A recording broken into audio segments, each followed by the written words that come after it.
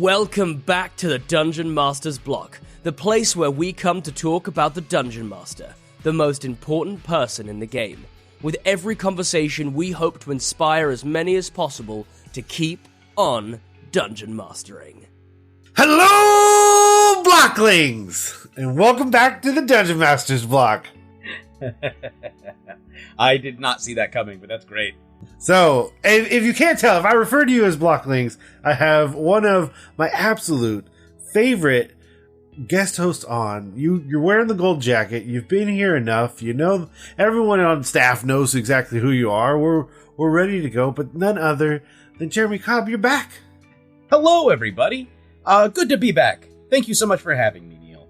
And if you didn't know why I screamed hello, Blocklings, please, dear listener, go listen to 3BH, 3 Black Halflings, as you should already be doing, because it is a wonderful podcast that I regularly listen to because I get to hear you be a dungeon master, which is fantastic. Well, thank you.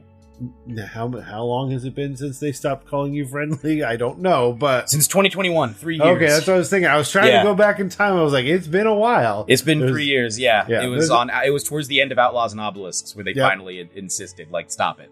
Yeah. I think it was around episode 13 or 14. They were like, you need to stop. Perfect. That's okay, though. My thing with Dungeon Masters is everyone doesn't have to feel like they had a great session, but they need to feel like they were safe in the session, no matter how harrowing that session truly was. I think in my case, it was the reverse. I think they had a great session, but no one felt safe. Yeah, well, give and take.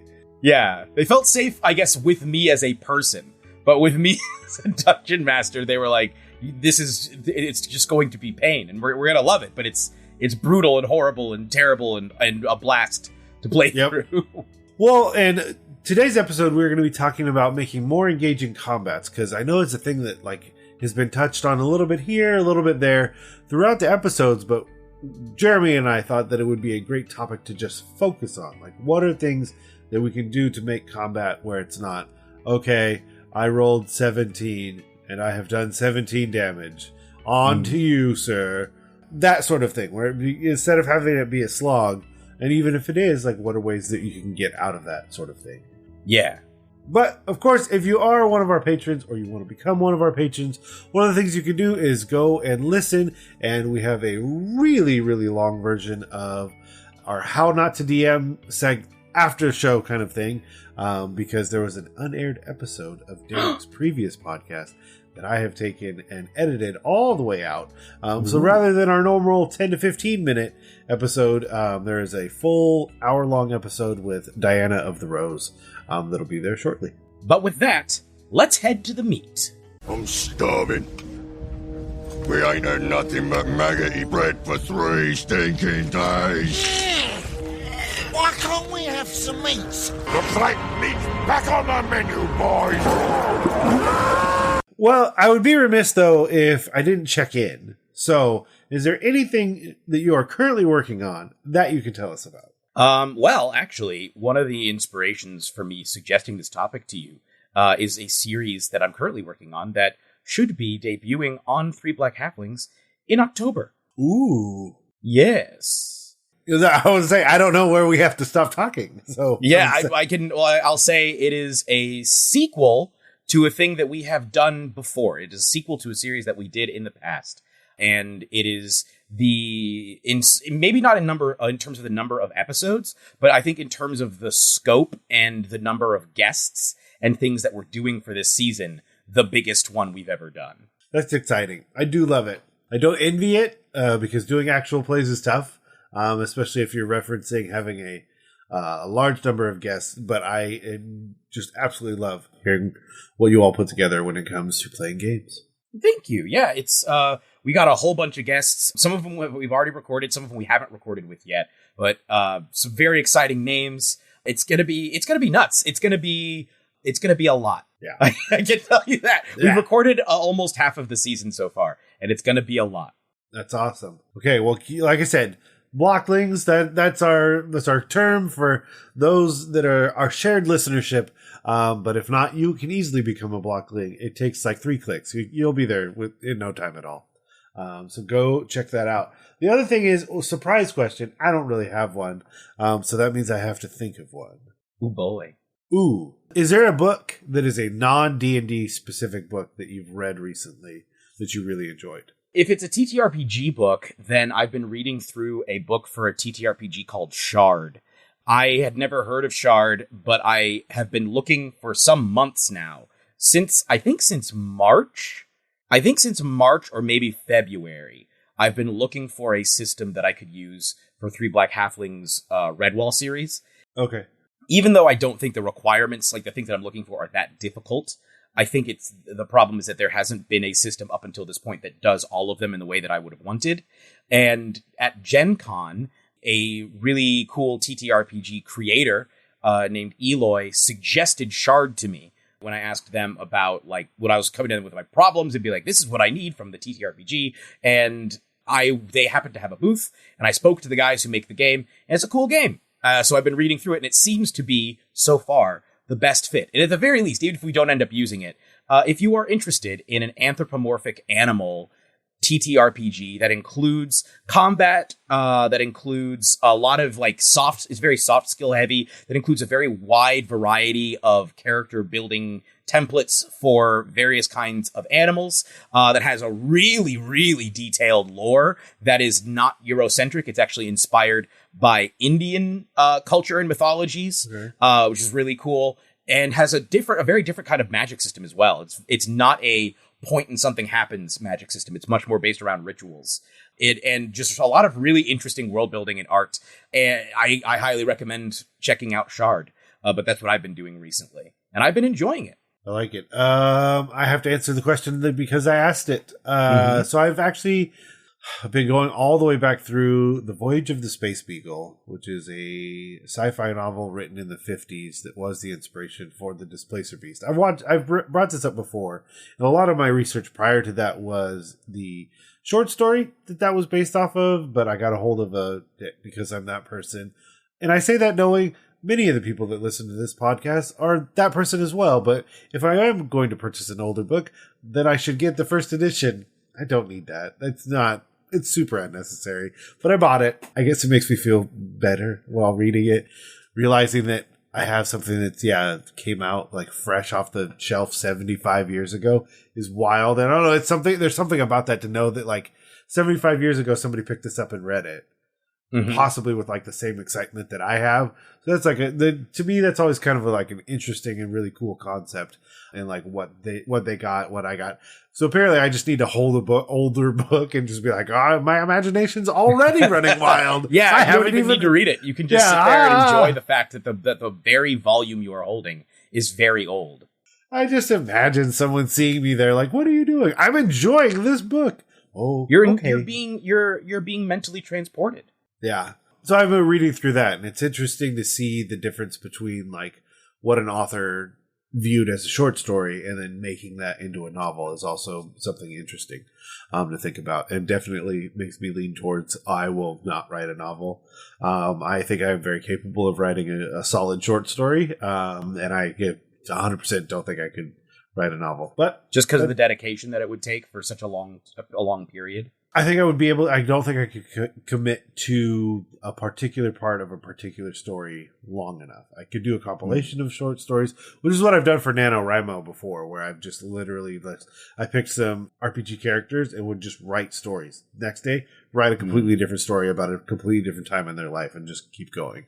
So yeah, I've taken a lot away from this old book. Yeah, that's awesome. But some of the things I've taken away are how to make engaging combat. No. But that's that's the easy enough segue. One of the things the first thing I thought, because I don't think it's a question that like gets talked about in this particular way, is like, why are engaging combats opposed to just, let's say, non-adjective combats a very important thing inside of whatever TTRPG you're playing? Mm-hmm. I think the easiest way to define an engaging combat is simply that the players feel engaged. I think there's a lot of different ways to do that. I think there's a lot of different ways to accomplish that, depending on the setting or system rather that you're using. I think that can really, really vary, because if people are just there for like highly tactical combat, then that's going to be it also not just depends on the system that you're playing, but also the people that you're playing with. Because sometimes people really like crunchier combats and something that is more highly tactical, and that is going to be different than people who are there more for vibes and don't even really know the rules that well. And then, of course, you have most people who are going to be in the middle of that, where they want vibes, but they also want at least a little bit of strategy and mechanics as well. And they get excited. Like most people, I think, will get excited mechanically if they figure out some cool mechanical thing they can do in a game where they're like, haha, I used my ability in a creative or really effective way or even just like a straightforward, the mechanics work in their favor, like the classic paladin, not the new paladin, sadly, but the classic paladin where you hit somebody and you're like, I'm going to drop a third, you crit, and you're like, I drop a 3rd level smite, and then boom, and then you do, 80 damage and the bad guy's dead, and everybody cheers. That's very exhilarating and engaging in and of itself, at least in my experience. People tend to get really hyped for stuff, but that's not necessarily this, like, you can't, unless you can guarantee crits, that's not in the game master's control. And so I think for me, just in most of the games that I have played with, and it may just be that it's been most of my experience, story tends to drive engagement more than mechanics does, than mechanics do. Mechanics can help. They can be interesting and fun, and they actually can help drive engagement. But the story is the first thing that I would say. Have you found something similar, Neal? Yeah, and I don't know if it's just stakes, because obviously there's always some element of stakes because you're in combat. So, the dice could always just go the wrong direction, and the stakes are that your character is past. Your character's dead because you didn't respect the stakes that were there. Yeah. But if there's nothing at all, I think you can have engaging combat occasionally when it's like, oh, a random thing happened. It's a random encounter. But even that is really risky because I've had a lot of random encounters. And to speak to your point, I've had a lot of random encounters that didn't feel engaging because there wasn't much more behind it other than haha, owlbear. Exactly. You need some build up to it. But see, that one was engaging because I didn't realize that one of my players who was playing the cleric had a lot of previous issues with an owlbear and ran away. Oh. Because they had just in a different campaign before, come to find out they had found out a total party wipe because of an owlbear. So when this one showed up, they were just like, we all gotta go, obviously, or we're gonna die here. And so the cleric just immediately ran away.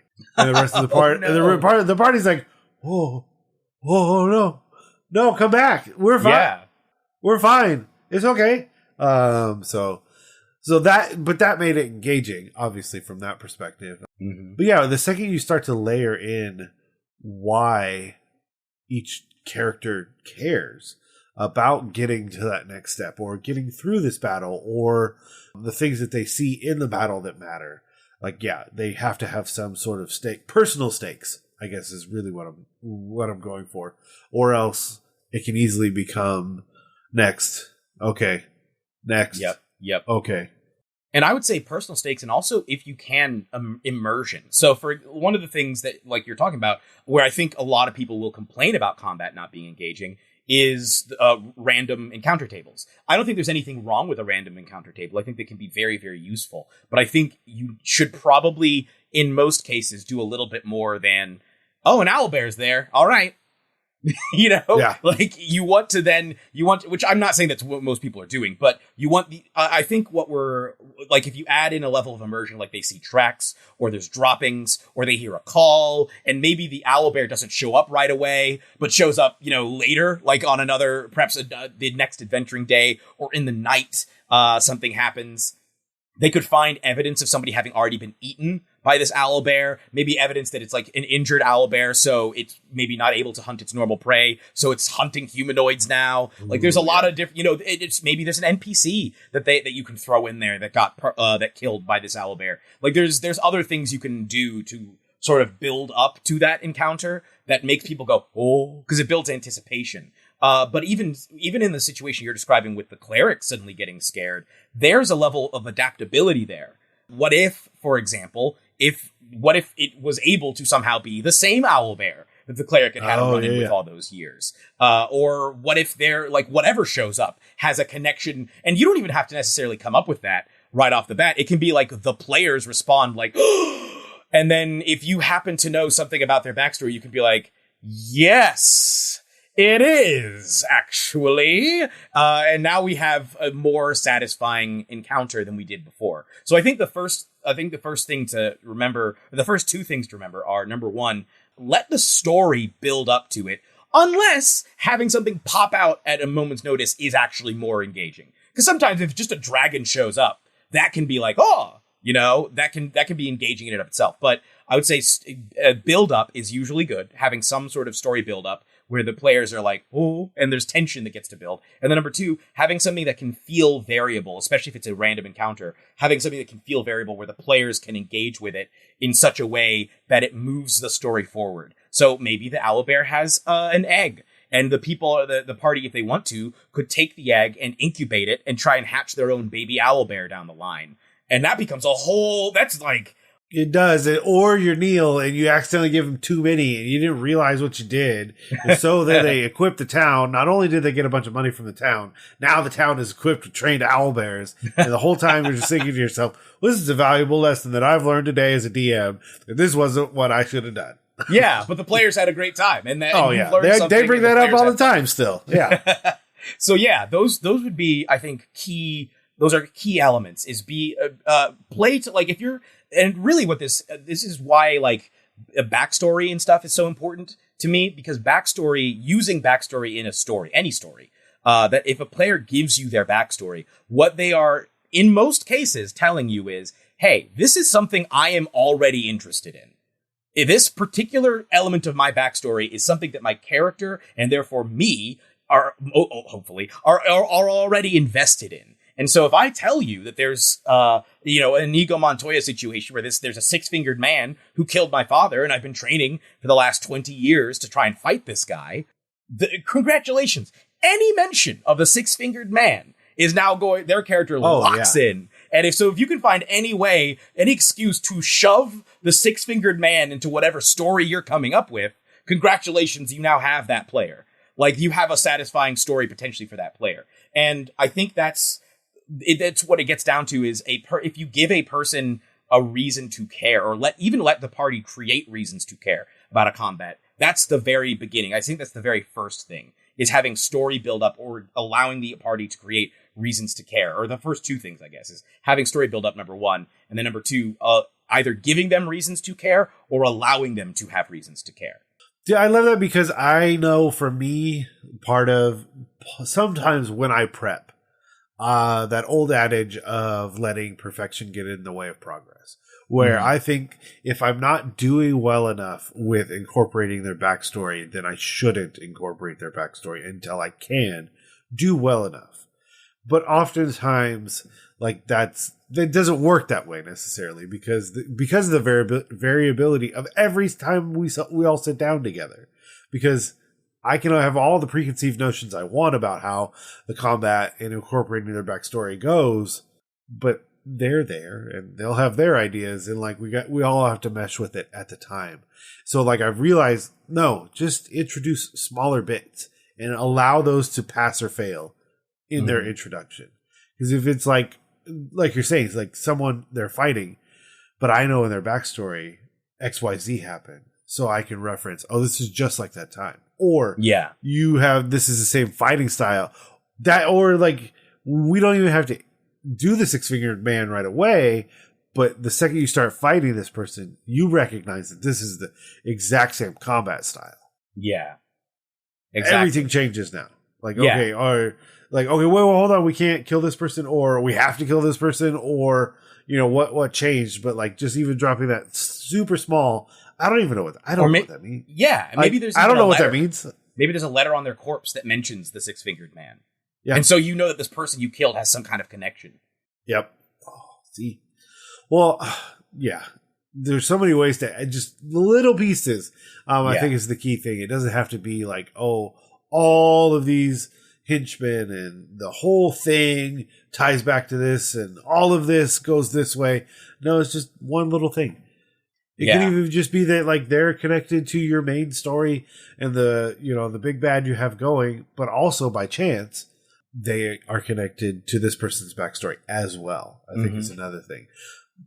Yeah, I love what you said also about the idea of like narrating things that like, oh, this is not the same owlbear, but in that moment it is reminding you of that encounter with the owlbear. And if you want to, and here's a really fun thing, using flashbacks, I think is a really underrated and perhaps in some cases, at least in my experience, underused tool. So it's like, oh, okay, you had a terrible encounter with an owlbear all those years ago. Let's play that out real quick in this combat. We don't have to play out every single detail, but like let's you and me, this player, set the scene. And hopefully for all the other players, in my experience at least, when doing this, other people tend to be like, ooh. Because, you're learning some twisted, some secret thing. And especially if, like, you describe the past encounter as being particularly horrifying, people are like, like this monster, demonic owlbear that they fought that may not have it may have just been a normal owlbear, but in that moment, it felt truly horrific. And everybody's sitting there like, and now, this battle has an emotional significance that goes far beyond the plot. And now, like, the character can have some growth as a result of it. Doing that sort of, or like you said, in the moment you have a recollection, you have flashbacks to when you were fighting the Six-Fingered Man or when you saw the Six-Fingered Man fight, and it's the same fighting style.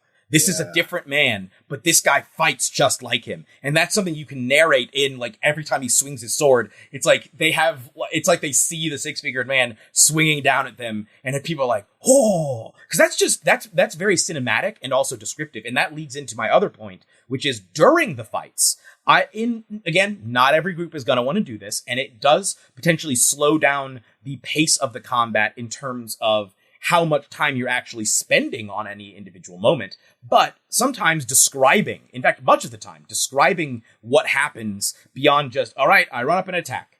Okay, you hit him for this much damage. This happens, that happens. Okay, next in the initiative order. That's fine to do, like, to some extent, because you don't need every single hit to have extensive narration. But having regular, like, okay, you run up and swing with your sword, you feel it clatter against blah, blah, blah, any bit of, like, description you can throw in specifically, especially that moves the story forward and maybe reveals something about the bad guy or, something about the character in that moment. Like, you feel, as you swing down and hit them, you feel like a real sense of, like, power. Like, you swinging this sword feels right. You know what I mean? There's like, interesting. What could that lead to? And that's, maybe the player was like, hey, I want my character to become increasingly bloodthirsty over the course of the campaign. And that gives you an opportunity to have that happen in that description. Or just like you said, like, oh, the person has a fighting style that's similar to somebody you've encountered. Or maybe it's just the sound itself is sickening and horrifying, and your description of it makes everybody go, ugh. And of course, that depends on the kind of game you're running, obviously. But description, when used judiciously, can also greatly enhance the feel of a battle. And even though it takes slightly longer, can actually make the whole thing feel like it's going faster. Yeah, and I love the idea of being more descriptive initially, because it's also a way to make the combat more engaging by having your description be things that they're learning. Like, depending on how you run your table, like, for the most part, I'm not secret about armor classes. That's just me, though. I get it totally fine with everything, because there's also a way to, like, not everyone has to have the exact same armor class, so on and so forth. But for me, I'm just like, it's 18. Roll accordingly. But the idea of having a new monster, or it being a creature that you're really leading up to, a lot of the things you can do once you start engaging in that combat is to say, like, oh, your sword bounces off, or you hear, like, the your sword hits these scales, and it almost sounds like the screech of metal on metal. And now starting to illustrate, like, no, like, this is a very heavily armored creature. Or you start to feel heat build up. Who's within 10 feet? Okay, yeah, you start to feel this heat start to emanate from the creature. There's no mechanical effect, but there is soon, probably, or it's just running hot and has a fever, which is probably not going to make your combat more engaging. But the idea of giving clues to allow them to figure things out, because then it's not just, okay, I need to get above this and I've done my damage and I can move on. It's like, okay, wait, I need to think about not just this turn, but what do I need to be doing 2 turns from now? And is there something I can do to help the other people in the combat with this heat that's going up? Does that change what your wizard's doing? Does it change who's standing near it? Does it, giving little clues? Because the other thing I think is, what are the variables you can change during the combat? Exactly. Is it that there's an owlbear and now it's let out a screech and it has some symbiotic relationship with something that can fly? So not only are you now worried about having to fight on the ground, you have these, creatures that are zooming in and out and doing flyby attacks. Yeah. How are you setting up against that while still combating the owlbear kind of thing? Yeah, exactly. I completely agree, because that's another big thing, is having a combat that changes over time. One thing that I like to do is if the party is fighting in a crowd of people or a crowd of something, that the crowd starts moving. That, like, if a battle takes place and there's people casting spells and there's something big happening, people start to run away.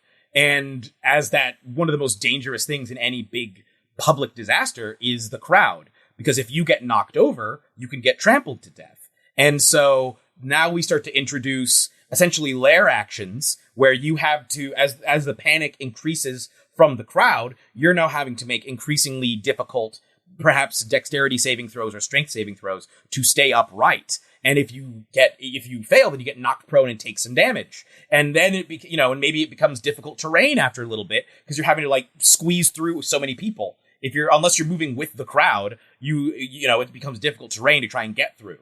And then you can get creative solutions where somebody's like, okay, well, I want to try and jump on top of the crowd or jump over the crowd. You know what I mean? Do something like climb up the wall, run along the wall to avoid the people like that. Then people can start to really get more creative with how they're engaging with the combat. But I completely agree. If there's a second phase that the boss can unlock, or maybe they call in reinforcements, that's another really good element where we're trying to, for example, if say you're out and about and you see a scout, now in the scout spots you, I think it can be very, very fun to have a moment where it's they're going for their weapons, try to take the scout down before the scout can get out the horn and blast. Because now it turns it if the scout makes it to their turn, then or if you make too much noise, now more people are going to start showing up. And now this whole, if you're next to an enemy camp, this could turn into a chase scene.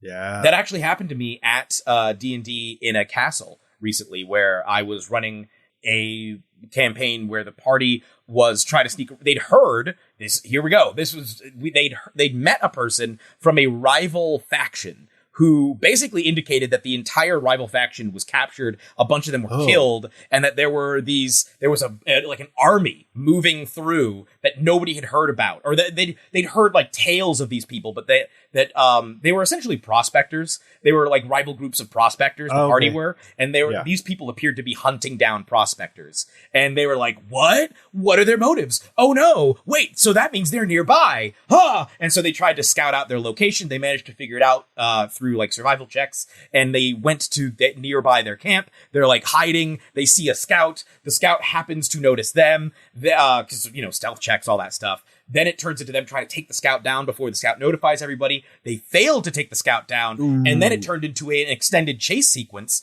of a bunch of people from the enemy camp chasing them through the forest. And that became, instead of just a combat, it was now a skill challenge. And it was your athletics or acrobatics versus their athletics or acrobatics. And whoever gets higher, maybe they gain on you. But also each turn, this was an improvised thing where I basically had somebody roll a d6, and we used random encounters to it's actually something similar I did to Outlaws and Obelisks. I think there was a chase sequence in that. And it was as you're running along, because this is sort of a chaotic and unpredictable location, landscape, you could run into something. So maybe you run into a swarm of weird bee monsters that sting you.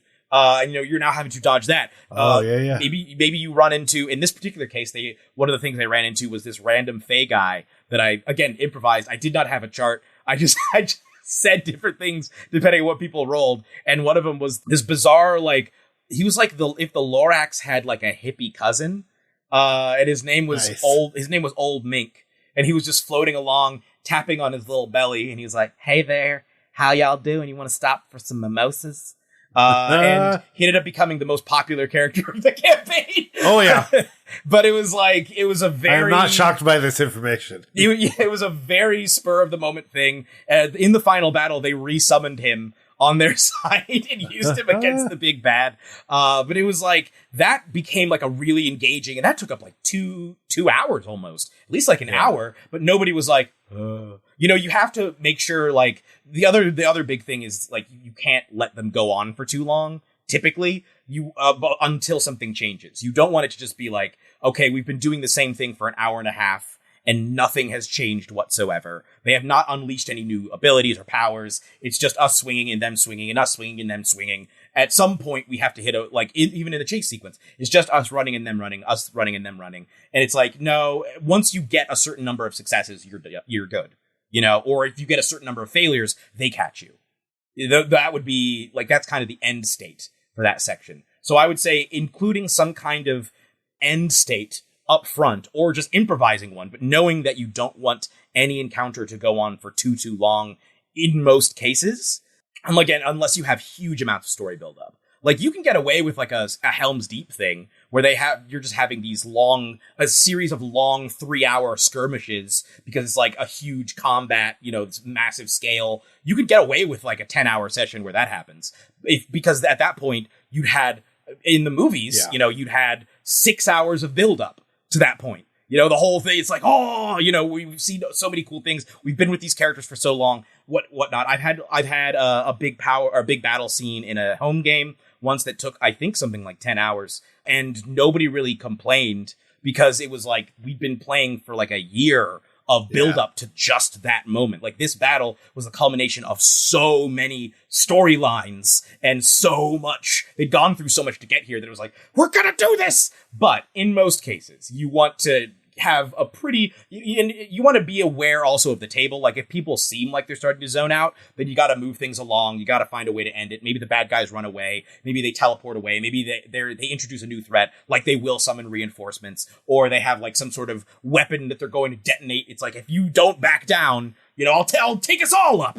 If that's something like that. Yeah, and I've had it where I've definitely had much longer combats that no one complained about because I did layer in these kind of complexities where, like, they fought a really big frost giant at my home table. This kind of gets into our other section of, let's talk about some of the firsthand experiences that we've had where it's gone well, and probably the reasons why is, the frost giant, but they were leading up to it. Like, one character's backstory, and again, now it's tying to the backstory.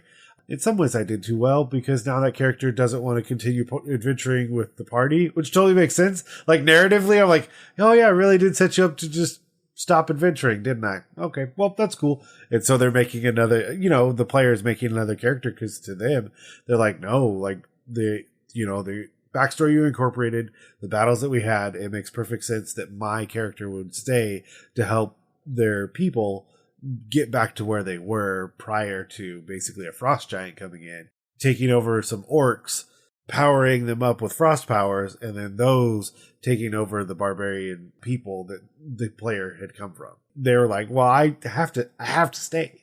Like, most of the, the able-bodied adventurers of my people group are gone now because they were fighting orcs and a frost giant. So once we got to that frost giant thing, part of it was also having really interesting combat styles of like, okay, he's going to slam his giant axe into the ceiling and, things are going to fall down. How do you get away from those? He's going to go into the ice to heal a little bit because he's a frost giant and he can do that kind of thing.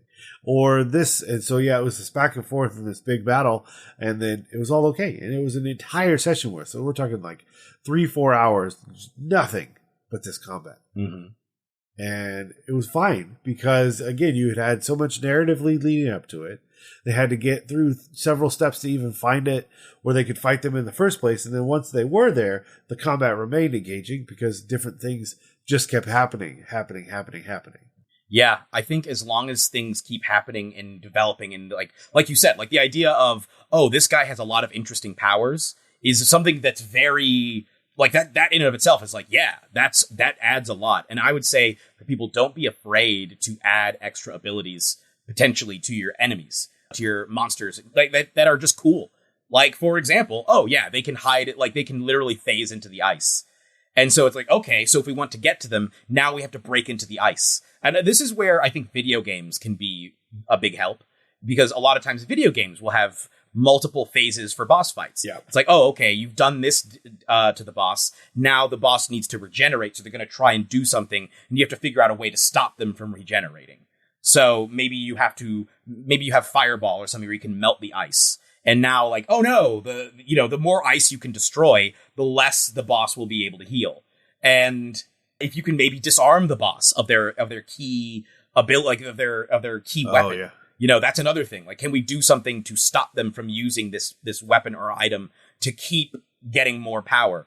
I did at D&D in a Castle in that same campaign. There was a fight that they had against some arch nemesis. This combat I think was maybe 2 hours in total, but this particular combat was a 14th level combat. So the PCs were 14th level, and it was like they were at their headquarters, and the headquarters, the alarm system suddenly went off, and the security system suddenly attacked the players. Like, it attacked the PCs, even though it was there to defend them. It started attacking them. And it was like, I had to make it clear to them, you can't stay in this room because the security system is such that if you stay here, it will eventually kill you, which means they had to escape. So it's like, okay, we got out of that area. Now we go into this area. The next area is filled with like this spectral water that they realize is the same water that is summoned by some of their arch nemesis, where when these two people are on the field, they have the ability to fill it with this spectral water that it was like a crocodile woman and a hippo woman that they had powers. And when they're in the water, their speed is doubled, like it's to their advantage. Whereas for everybody else, you're having to swim. And so they can now easily outmaneuver you. And, they have all sorts of other benefits that they get from being in this, which means we have to take one of them off the field.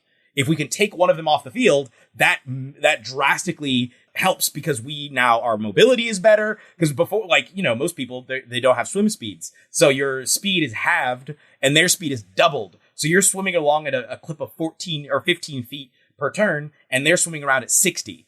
Like, it's just not feasible. Yeah. And then they're also high damage, high health, they were beefy characters. So, the enemies in particular. Yeah. So it was one of those things that's like, it's immediately like, we gotta change the dynamics of this battle in order for, and they're also in corridors. That's the other thing. They were swimming through corridors. So you couldn't really avoid them, which ties in with terrain. So I would say having an ability that the character has that the players are like, if we can stop that makes the combat easier. Or if we can avoid this thing, it makes the combat easier.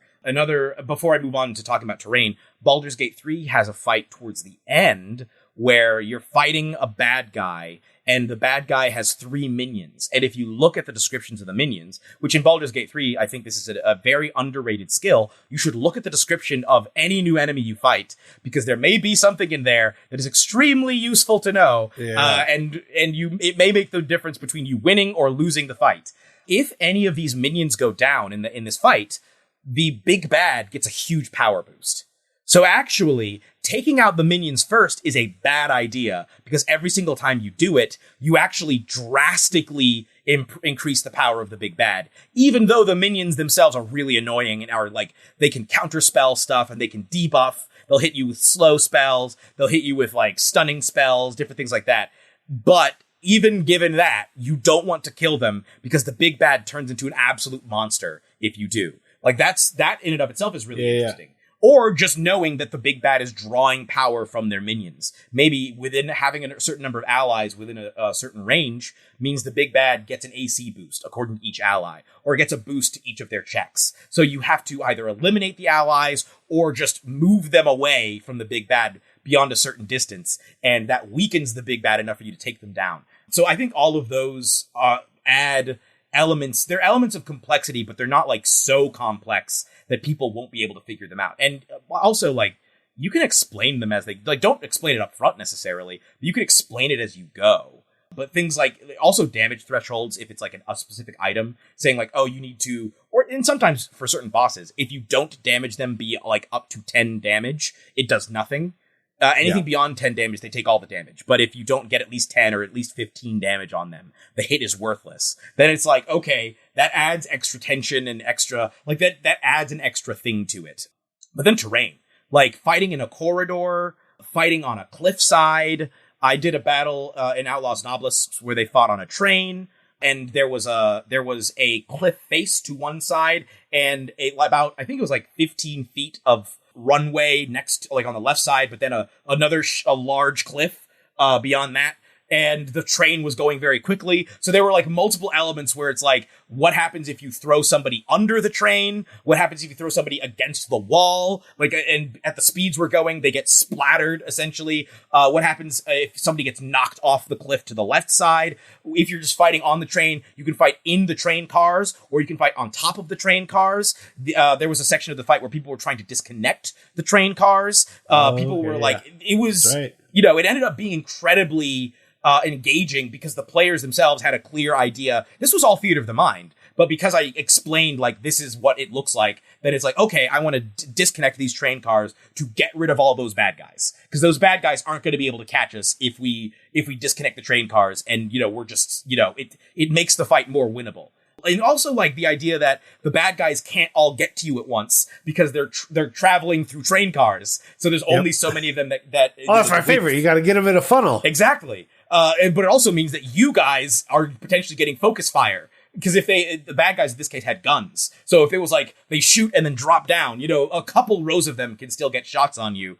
But it was really engaging. That would be a case where, like, the setting itself is interesting. Or I had a fight in the Cub and the Caterpillar where they were fighting on the face of a cliff, like on a mountain. Actually, they were climbing down a mountain, and they were in the process of I think, like, rappelling down an ice cliff, and they got attacked by some elementals.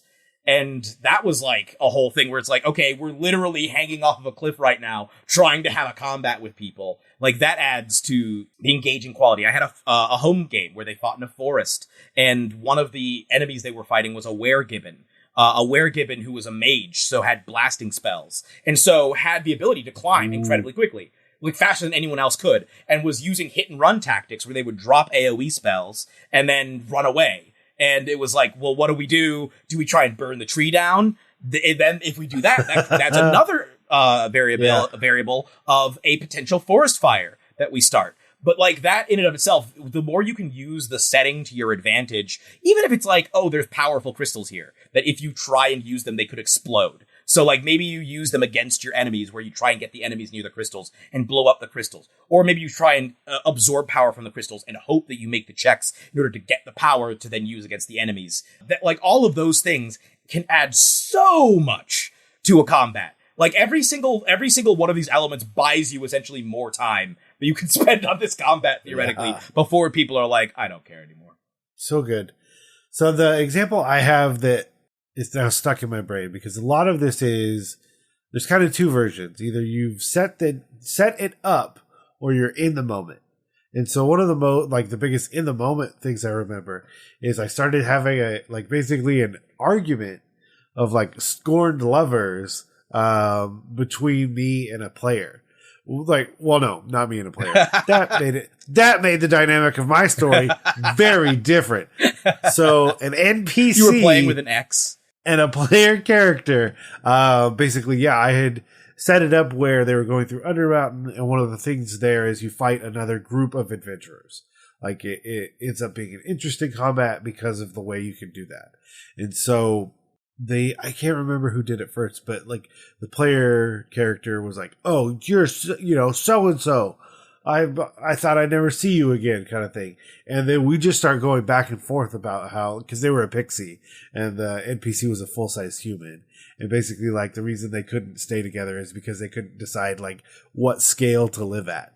Like, should the pixie have become larger? The person didn't want to become smaller. Mm-hmm. And there's this huge back and forth, blah, blah, blah, blah. Mm-hmm. So the players ask, the other players ask afterwards, like, did you have that set up? And it was all, oh no, I had no clue. And so we were just, mid combat, we're just yelling at each other. like, oh, you never loved me. These sorts of things. Yeah. And then obviously the whole combat's more engaging because it's like, whoa, what is going on? Like, okay, like, do we need to like not kill them, or what do you need? And so a lot of total spur of the moment. Mm-hmm. Had no clue. I didn't really have a clue before, during, or after. But yeah, eventually figured out kind of like how that fit into the story itself and like how that would look moving forward. Because that's the other thing I was thinking is like if they start to disengage from the combat, you need, as the person running it, you either need to decide, okay, it needs to be over, or I need to change something to re-engage them into the combat. That's the other thing. And one of the other, this leads us into our homework, is one of the other things that I really like is, and I know there's a fear of it sometimes as well myself, especially in myself, where it's like, well, I don't want to use this pop culture reference. Does it seem like I'm just kind of like taking the easy route? But what I've realized as time goes on, no, if I can have a shared reference point of something that's happening, well, then I have a better idea of what like the other person at the table is thinking. It doesn't have to look exactly like it, but at least I know we're not just going on two wildly divergent paths when we think about this thing, because we both have the same cultural touch point of, I've brought it up a lot more recently with like making characters and me asking like, okay, so you made this rogue, like, what's kind of your inspiration? Like, what character do you think of when you think of your character? And it's like, Zorro. Okay, that's fundamentally different than Ethan Hawke from Mission Impossible. Yeah. Those are not the same characters by any stretch of the imagination. But if I keep trying to give them Ethan Hawke and they keep trying to play like Zorro. I don't think his name's Ethan Hawke. No, not Ethan Hawke. Wait, Ethan Hawke's an actor. Ethan Hawke is an actor who, I don't know if has he ever been in an action movie? Wait, what's the guy in Mission Impossible? What's his name? I mean, Tom Cruise is the actor. His character's name is Ethan Hunt, I think. Ethan Hunt? Hunt. I was close. Maybe the person wants to be Ethan Hawke. That's fine too. They're big you see what happened? You see what happened right now? It's like we played it out and we didn't mean to. If we don't know who we're both talking about, there can be a little bit of a discrepancy between what the person's trying to play and all the things I'm trying to set up for them to accomplish. And it's just like, I don't want to I'm Zorro. I don't want to be climbing and ducting. It's not, that's not my character. Yeah. But having the same touch points, even if you start to do that for your combat of saying, these are kind of like layer in just a little bit of that, you don't want to, I mean, depending on your campaign, too much of that. But trying to think of other engaging combats. Yeah. For example, Spider-Man 2, if you like that train fight where they're fighting on top of a train. Yeah. That's a combat people love. X-Men 2, obviously that had the teleportation aspect, but the idea of having to storm a building that you're trying to zip through as quickly as possible, and get to one specific location is that's very engaging. And, there happened to be bystanders and they didn't know you were coming, or maybe you're the one trying to stop the Nightcrawler figure from getting there and you're having to figure out where they are in the White House equivalent. That would be another one. And that's I think those touchstones are a really good idea of being able to be like, oh yeah, we're both on the same page now. The Wolverine. I was thinking of other X-Men movies with good combat sequences. But the scene where he starts out at the event and then the Yakuza shows up, they battle, but now he's chasing after someone.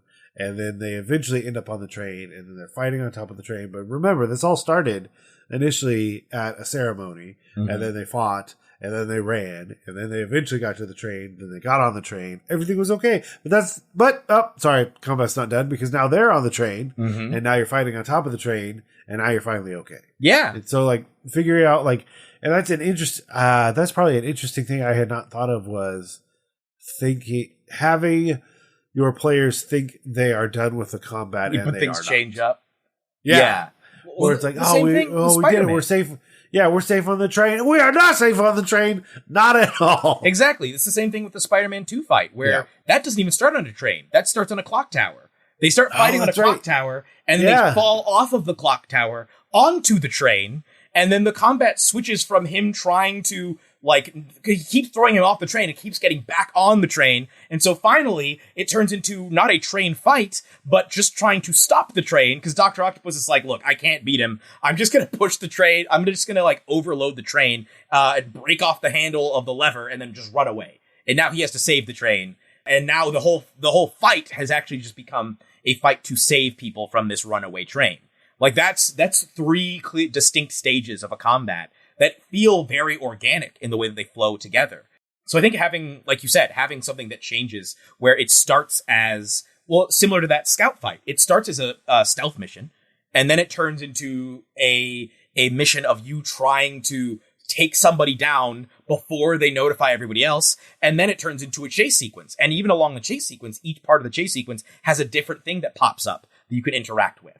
So, like, that, I would say that is absolutely, look at media. And if you do enjoy watching or listening to actual play, look at stuff from some of your favorite GMs. One thing we haven't touched on, both in Dimension 20 and in NADPOD, not another D&D podcast, they have a lot of banter in their fights. A lot of the time, there's a lot of banter. Not everybody's going to enjoy that necessarily, but that really can add a lot. And in some cases, especially when it comes to NADPOD, the banter ends up completely changing how the bad guy is characterized. Like in campaign 1, there's a fight where at first it just starts as like they're fighting like basically the devil. And then by the end of the fight, he's like this weird dude who has like, he wears tiny vests. And they're like making fun of him for wearing tiny vests. And he's trying to get everybody he has like a box of annihilation. He's trying to get people to, I think the phrase he uses is, put your ass in the box. He just wants them to stick their butts into this box so he can annihilate them. And he wants people to stick body parts in so that he can destroy them. And it's like, they end up, I think, capturing him. And he ends up becoming a beloved NPC for the rest of the campaign. But like that, a lot of that is just born out of the banter in the moment. And so I would say if you are comfortable with improvisation and your players enjoy that as well, engaging them in even just like taunting, like the bad guy taunting them and saying scary things to them or saying villainous things to them can really, really add to the experience as well. Yeah. And I would say that like if you're not as comfortable with like picking a voice for an NPC, one of the things that I've started to realize for me is like a lower version. And this could also be a way that you have combat be more engaging, is that you're doing this dialogue, but you're also layering in that voice. Go more the accent route rather than just like a full-fledged, just as a completely different voice. Where if it's like, I speak a little bit higher or a little bit lower or with a little bit more spice on it, like something to change everyone knows it's your normal voice. You're not convincing anyone. They can see you. They're looking directly at you. But something to like note that it is different, but rather than like a full-fledged whole new voice, because I can't keep it. I can give you a solid 1 to 2 sentences and then I'm out. I'm like, this isn't for me. I can't just keep talking as that character over and over again. Yep. The other thing I thought of, and like, you really got me on a Marvel kick right now, because like as soon as we started mentioning Marvel movies, like that's all my brain could think about. But one of the specific cinematic styles that I think would be interesting, and again, not for everyone, but if you look up single shot fights where it's a single camera through the whole fight, that can give you a really interesting, engaging thing. Because the other thing to think about is like the number of things that can truly happen in one round, 6 seconds, is kind of wild. So like really looking at that. So I think of like the hallway scene with Daredevil. I also think of Ong Bak with Tony Jaa, where there's like, they're inside basically this building with this giant spiral staircase that goes up 3, 4, 5 different stories. And there's a single shot fight through all of that. And all I can think of is that would be amazing. If I could accomplish even half of what I'm seeing here and bring some of that to a D&D game of them fighting up a stairwell. And, so you're throwing a person off and they land, but they're like, as it cuts back up, you can still see that person kind of like rolling around on the ground. So yeah, single shot fights. Yeah. Would be something definitely to check out. Yeah, for sure. And one thing I realized I completely whiffed on answering, which is the initial question, why are engaging combat's important DMs or GMs. I did start to say, like, it depends on the system, but in a lot of systems, combat is a major part of the system. And as such, you aren't really using the system to its fullest potential if you're not running combats. And so, and if you are going to be running combats, you want them to be fun for everybody. You want people to care. Obviously, there are some systems where combat is not a factor, or is at least less of a factor. And in that case, you know, you don't have to worry about it as much. But having an engaging combat as not only exercises part of the system, but it also can use up a significant portion of any given session. So where you're not having to do a bunch of writing. Like if you're trying to prepare for something, it gives you a way to be like, all right, this will take them a couple hours. And that's like 2 hours worth of writing that you don't have to do. Like you just have to come up with enough stuff for the initial setup for the combat and then figure it out, you know, just run the combat and figure it out as you go. That would be, that's kind of my answer to the first question. But where can people go to see all the other things? And another great piece of advice is go listen to one Jeremy Cobb run some engaging combats. It's already been mentioned. They're out on the airwaves. You can just listen to them. Oh, it's true. You can't come to my home game. Some of these things that I've talked about are available for public consumption. The train fight, which is from the campaign where I was forced to stop calling myself your friendly neighborhood dungeon master, is from a campaign called Outlaws and Obelisks that we did back in 2021. The Cobb and the Caterpillar fight, which was the fight on the cliff face was also, I think, from 2021 from our series, the Cobb and the Caterpillar, Wagadu Tale, that's from later in the season. But we've done a number of different campaigns with I did a couple of fight scenes in Kids on Bikes that were really fun. Oh, yeah. Such as like there was a scene where there were a bunch of weird paramilitary guys in like SWAT outfits with a helicopter in the woods. There was a scene where the kids were infiltrating a top secret industrial base that was really fun, and there were psychic powers involved. You can check out all of these and much, much more on the show Three Black Halflings, which is a TTRPG / general nerd podcast that I run with two friends of mine, Jasper William Cartwright and Olivia Kennedy. And you can find Three Black Halflings. We talk about inclusivity, diversity, as well as TTRPG GMing and player tips. We have hundreds of episodes at this point that you can listen to if you want. We do deep dives into different systems and different aspects, especially of D&D early on. We do all sorts of different interviews. We've interviewed Neal, I believe. Yep. Yeah, we've had you on the show. We've had a wide range of TTRPG luminaries. If you've heard of them, there is a good chance that we've had them on the show. Possibly multiple times.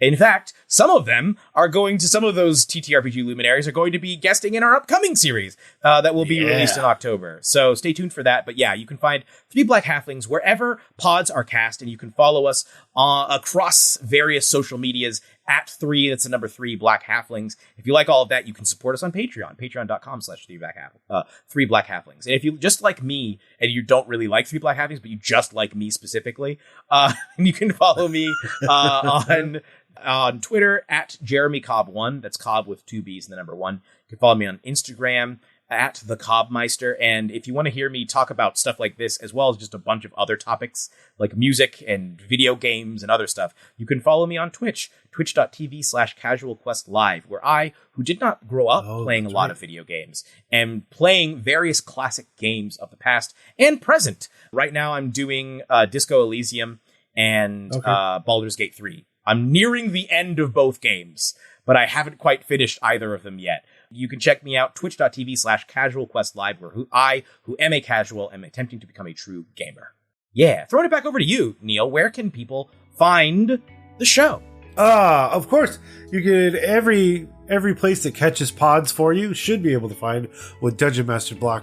And of course, if you head over and you want to email us and tell us about how you've made your combats more engaging, you can always email us at dungeonmasterblock@gmail.com. And of course, if you want to leave that rating and review, it's always appreciated. And we're on Twitter at DMS_block. We're definitely trying to be on TikTok some more, Instagram some more, other places, spaces and places that we can find. And if you don't find us there, let us know. We'll join. It'll be fine. I'm sure there's a new social media we should have joined today. But as always, we're a proud member of the Block Party Podcast Network, where you can check out other shows like the GM Showcase, Geek Wars, and more. But as always, we want to thank you, the listener, for listening to the Dungeon Master's Block, the place where we come to talk about the Dungeon Master, the most important person in the game, the only person capable of playing gods, killing characters, and lowering the egos of everyone else at the table. I'm DM Neal. Good night. Good luck. Goodbye, block folk. Oh, and keep on dungeon mastering.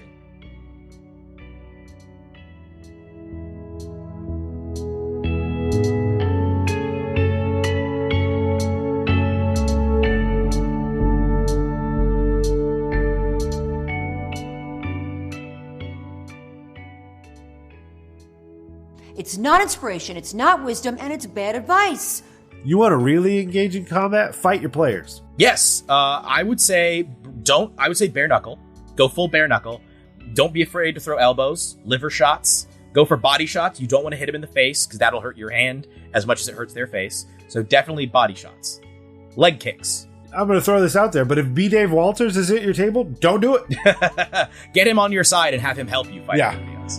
Wow.